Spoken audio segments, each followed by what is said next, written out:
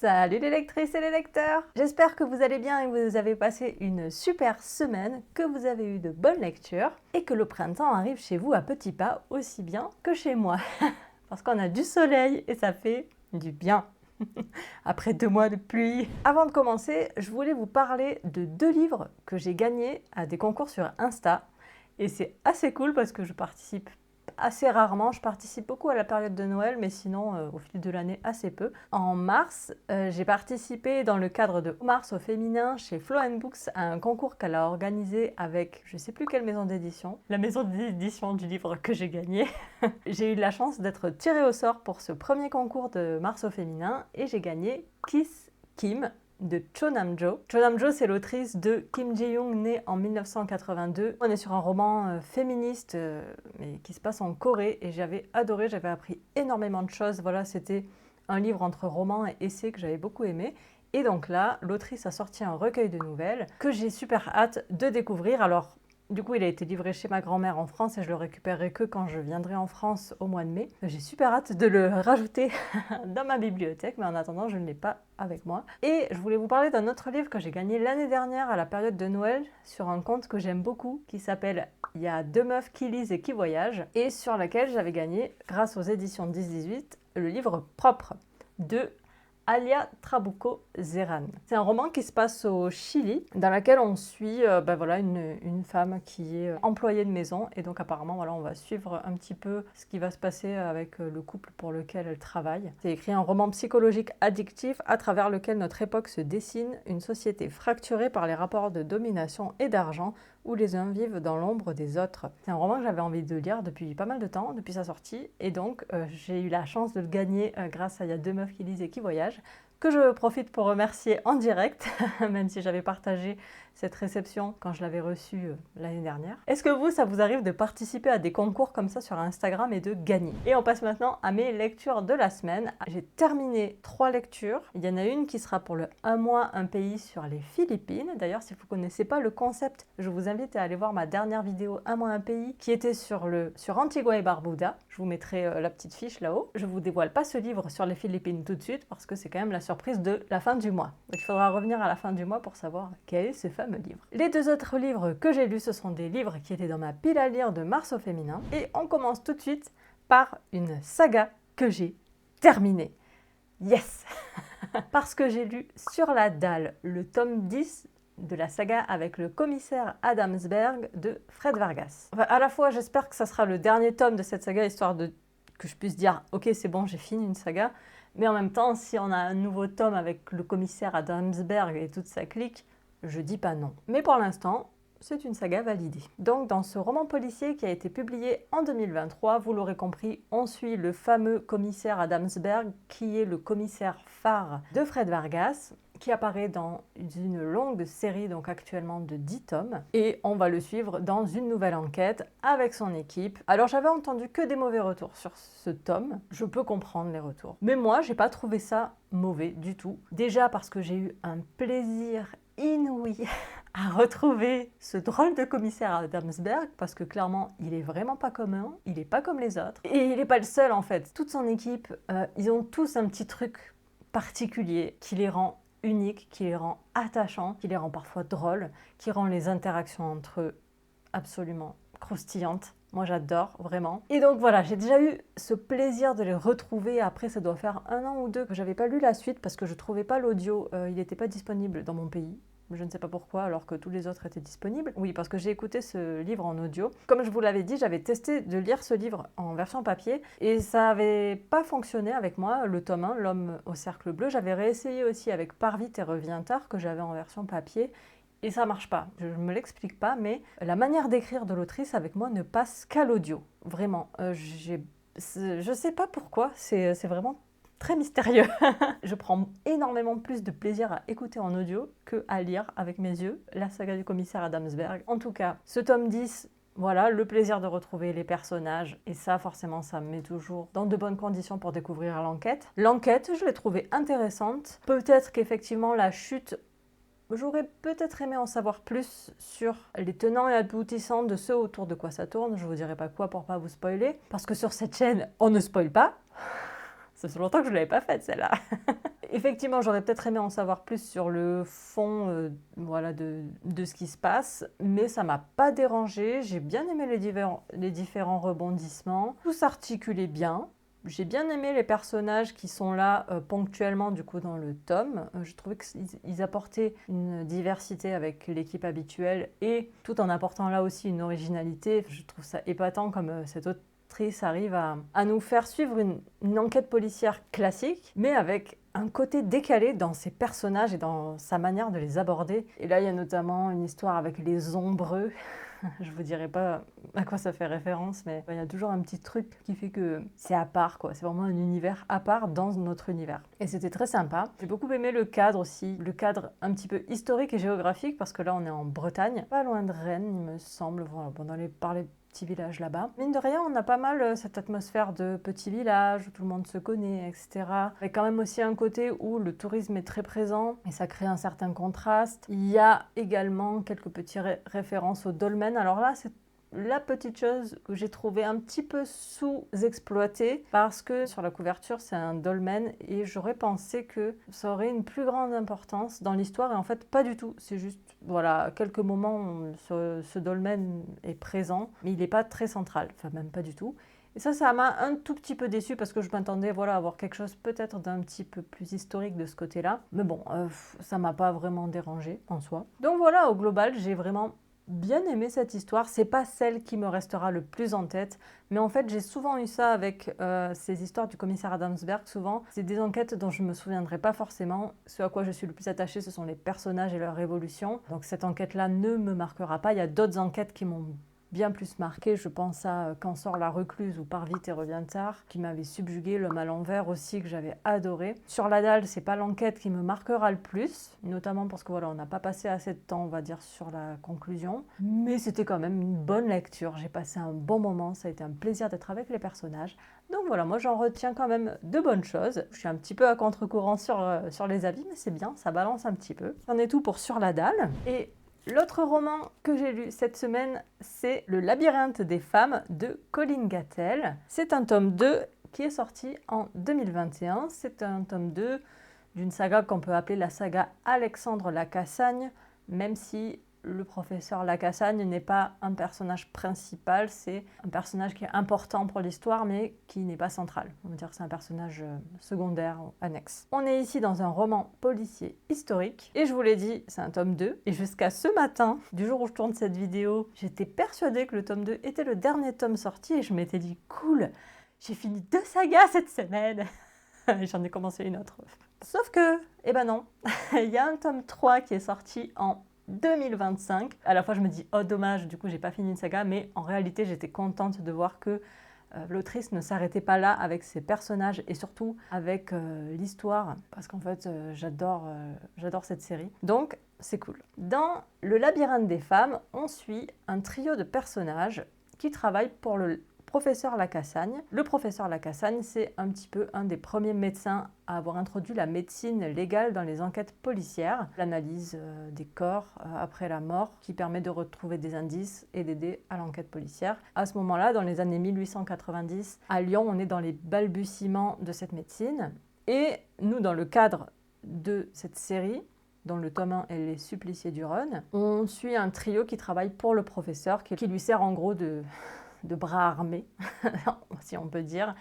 Et donc ce trio est composé d'une journaliste et de 2 médecins en fait qui travaillent avec le professeur. Et ce que j'aime beaucoup, c'est que ces 3 personnages ont des caractères très différents et ils ont un passif très différent aussi, ce qui permet de vraiment rendre très riche leur histoire personnelle, leurs interactions, mais aussi les thématiques finalement de ces romans. Ce qui est très central dans ces romans, au-delà du côté médecine légale et de l'utilisation de la médecine légale dans les enquêtes policières, etc., on est dans la place des femmes à l'époque. Dans les 2 premiers tomes, on se retrouve avec des femmes assassinées et on enquête autour de la mort de ces femmes. Et donc en fait, l'autrice se sert de ces meurtres commis sur des femmes pour nous présenter la place des femmes, leur rôle dans la société.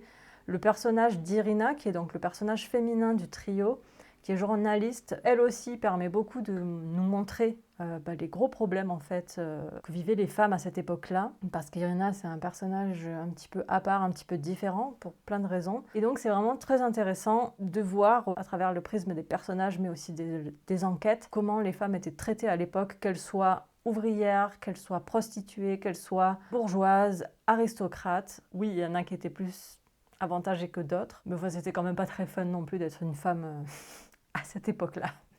Ce que je trouve très fort dans les romans de Colleen Gatteld, en tout cas dans les 2 que j'ai lus, donc les 2 de cette saga, c'est que l'autrice arrive très bien à équilibrer son récit entre l'enquête, ou les enquêtes, et les problématiques historiques, les problématiques des femmes de l'époque. Vraiment, on balance bien entre les deux. Dans le premier tome, je me souviens que j'avais ressenti quand même quelques longueurs, mais c'était plus lié au style, parce que le style est un petit peu particulier. Là aussi, il est équilibré entre du style qui se veut d'époque, c'est-à-dire qu'elle utilise beaucoup de termes de l'époque, et donc forcément, c'est des mots qu'on n'utilise plus aujourd'hui, et ça peut parfois faire venir buter à la lecture.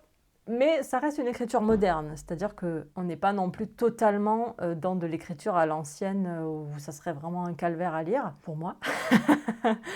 Ça balance entre les deux, mais c'est un style auquel il faut s'habituer. Donc je sais que dans le tome 1, j'avais mis un petit peu de temps à m'y faire. Là, c'était beaucoup mieux dans le tome 2. J'ai pas du tout ressenti ça, probablement parce que je m'y suis habituée. Ce mélange à chaque fois entre le vocabulaire qui est très immersif, le côté enquête qui vient balancer tout ce que veut montrer l'autrice de l'époque. Pareil, c'est hyper bien fait. Ça donne du rythme, mais ça montre les choses importantes. Ce que je trouve aussi super bien fait dans ce roman, c'est l'ambiance, parce que pareil, on alterne entre des moments qui sont un petit peu lumineux, en ce sens où on est avec ce trio, un petit peu leur relation, leur vie, etc., qui est assez banal, on va dire, et donc voilà, ils ont des interactions parfois drôles, ils se taquinent, etc. Donc c'est ce côté-là un petit peu lumineux dont je veux parler. Mais clairement, parfois, on est dans des ambiances hyper glauques, hyper poisseuses, selon les endroits dans lesquels on est. Ça peut vite devenir lourd et inquiétant. Et je trouve que l'autrice balance très bien entre les deux.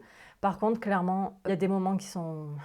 il y a des scènes qui sont quand même assez choquantes, assez marquantes. Bon, forcément, au moment de la découverte des corps, c'était absolument affreux. Il y a aussi plusieurs fois, et ça c'était pareil dans le tome 1, plusieurs fois où on est dans le bateau morgue, parce qu'à ce moment-là, la morgue était donc sur une péniche sur le Rhône. On est en plein été, les odeurs sont affreuses.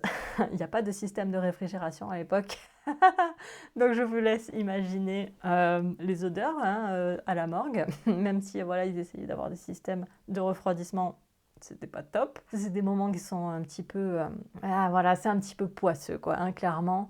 Mais je trouve que ça plonge parfaitement dans l'ambiance et ça va parfaitement avec les messages de l'autrice. Dans ce tome 2, ce que j'ai particulièrement aimé, c'est qu'on est à un moment donné immergé dans un asile pour femmes. Et ça, c'était très intéressant. Absolument affligeant, horrible, terrible, mais très intéressant malgré tout. On aborde d'autres sujets dont je ne peux pas vous parler pour pas vous spoiler, mais en tout cas, c'est des sujets qui sont difficiles. Il y a des sujets vraiment sensibles. Voilà, c'est pas un polar léger. On est dans du bon polar bien noir historique, mais voilà, avec un trio le trio plus l'intervention du professeur Lacassagne, qui est toujours intéressante. Moi, c'est un trio que j'aime bien. Ces 3 personnages, ils ont tous les 3 leurs failles, en fait. Ils sont vraiment pas toujours aimables. Des fois, j'étais là à me dire, mais pourquoi tu racontes ça?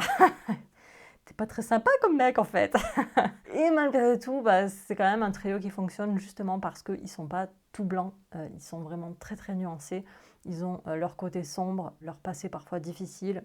Donc ils sont forcément riches, c'est des personnages intéressants, qui ont du corps. Un autre petit point qui est sympathique, c'est que le professeur Lacassagne est un vrai médecin qui a vraiment existé, mais l'autrice ne s'arrête pas au professeur Lacassagne. Dans ce roman, par exemple, il y a Freud qui apparaît, il y a aussi Marguerite Durand, une célèbre actrice de l'époque, qui fait une apparition. Et moi, c'est ce que j'adore dans les polars historiques, c'est ces apparitions de vraies personnalités qui ont existé, et qui se retrouve plongée en tant que personnage. Alors c'est pas forcément réaliste, parce que là elle les met dans des situations un petit peu cocasses, mais ça en est pas moins plaisant. Moi j'aime toujours bien retrouver des vrais noms comme ça dans les romans historiques. Puis ça permet aussi de cadrer un petit peu justement l'époque à laquelle on est, à remettre certaines choses en contexte, et c'est intéressant. Et par ailleurs je connaissais pas Marguerite Durand, donc j'ai appris des choses. Et oui, c'est ça aussi qui vient avec les polars historiques, c'est qu'on apprend des choses souvent intéressantes. En tout cas, si vous ne connaissez pas cette autrice, si vous n'avez pas encore lu Les Suppliciés du Rhône et que vous aimez les polars, vraiment, c'est à découvrir. Je vous le conseille vivement. Ah, je vous ai pas dit le troïomètre tout à l'heure pour Sur la dalle, parce que je sais même pas si je l'ai noté, on va dire. Non, je ne l'ai pas noté. Ben, il était à 1 sur 5, même pas peur. Les meurtres étaient effectivement un petit peu violents, etc. Mais bon, on est dans du polar, donc c'est normal, mais rien ne m'a fait peur. Par contre, pour le labyrinthe des femmes, j'ai mis le troïomètre à 3 sur 5. Pense à respirer de temps en temps, parce qu'il y a quand même plusieurs moments, des scènes vraiment très glauques, très gore, des sujets qui sont vraiment difficiles, je trouve. Et c'était assez oppressant à certains moments. Alors, c'est pas tout le long du roman, voilà, c'est vraiment quelques scènes comme ça qui m'ont un petit peu, oppressée de par les lieux dans lesquels ils se déroulent, les ambiances. Comme je vous le disais, c'est très immersif. Donc, si c'est immersif dans l'angoisse, ben, ça fait monter le troïomètre. C'est tout pour le labyrinthe des femmes. Et avant de vous quitter, je voulais vous parler d'un livre que je lis en fil rouge sur tout le mois de mars. Et vous allez voir, j'ai de la chance parce que donc je lis Elles ont conquis le monde de Alexandra Lapierre et Christelle Mouchard. C'est un petit livre qui présente des grandes aventurières de 1850 à 1950. Et il se trouve qu'il y a dans ce petit livre 31 aventurières qui sont présentées. Et je me suis dit, bah tiens, pourquoi pas découvrir une aventurière par jour. Et donc c'est ce que je fais depuis le début du mois de mars. C'est vraiment bien de faire comme ça parce que je pense que si je les lisais tout à la suite, ça, en fait, je retiendrai pas forcément ce que je lis. Leurs présentations sont vraiment très courtes, donc ça n'aurait pas de sens vraiment de les enchaîner. J'ai noté déjà quelques petits post-it, c'est celles que j'aime le plus, parce qu'elles ont un petit côté original ou quelque chose comme ça. J'ai noté par exemple Marie Seacole, qui était jamaïcaine et qui était donc une exploratrice, qui est née en 1805 et décédée en 1881, et qui voyageait notamment parce qu'elle était commerçante, et donc pour aller se ravitailler, etc., elle voyageait par ce biais-là. Je trouvais ça intéressant. Après, il y avait aussi la première expédition à but féministe avec May French Sheldon, qui était américaine, qui est vraiment partie pour démontrer qu'on pouvait être une exploratrice, s'en sortir très bien et sans exterminer tout le monde sur son passage. Comment c'est possible? Eh ben oui, quand c'est une femme qui explore, apparemment il y a beaucoup moins de gens qui meurent. Bon, même si si vous lisez ce livre, vous verrez qu'il y a des exploratrices qui ont quand même laissé leur vie, mais bon, ça c'est hélas le lot des exploratrices à l'époque. Aussi, ça c'est celle que j'ai lue hier, ou ce matin, hein, c'est celle que j'ai lue ce matin. J'ai trouvé ça tellement beau. C'est Marianne North, qui est anglaise et qui voyageait pour dessiner des fleurs. À 40 ans, son père venait de décéder. Sa vie n'avait plus de sens. Elle avait le choix entre se marier ou ou non, rester seule chez elle. Et elle s'est dit, ben non, en fait, moi j'aime bien dessiner des fleurs, donc pourquoi ne pas aller dessiner les fleurs du monde, sachant qu'elle avait pris goût au voyage avec un voyage qu'elle avait réalisé avec son père. Et donc voilà, elle a dessiné plein de fleurs. Je pense qu'elle est assez connue, moi je la connaissais pas. Toutes ces peintures qui sont exposées au North Gallery, donc North c'est son nom de famille. Voilà, c'est apparemment un endroit qui est assez connu à Londres. Je suis allée voir quelques-unes de ces peintures et waouh, c'est incroyable. Et je trouve ça fascinant. Fascinant. Donc je vous conseille ce petit livre. Alors c'est vrai que parfois les histoires sont un petit peu courtes. Enfin les histoires, c'est des mini-biographies en gros, hein, donc voilà, ça fait 2-3 pages et c'est un petit peu, mais vous voyez, du coup moi je note celle qui m'intéresse le plus et je me dis pourquoi pas ensuite aller voir des reportages sur ces femmes-là ou lire d'autres livres. C'est beaucoup documenté et référencé, donc ça donne des idées pour de futurs Mars au féminin par exemple. Donc voilà, c'est très chouette. En déguster une par jour, c'est vraiment la bonne formule pour moi. Je suis très contente de faire ça. Et ben voilà, on arrive au bout de cette vidéo. Est-ce que vous avez eu de bonnes lectures cette semaine? Est-ce que vous avez eu des coups de cœur ou des déceptions ou simplement de bonnes lectures que vous avez envie de partager? N'hésitez pas à le faire en commentaire. Ça me fait toujours plaisir de rallonger ma wishlist grâce à vous. Et puis je vous dis à la semaine prochaine. À très bientôt. Ciao!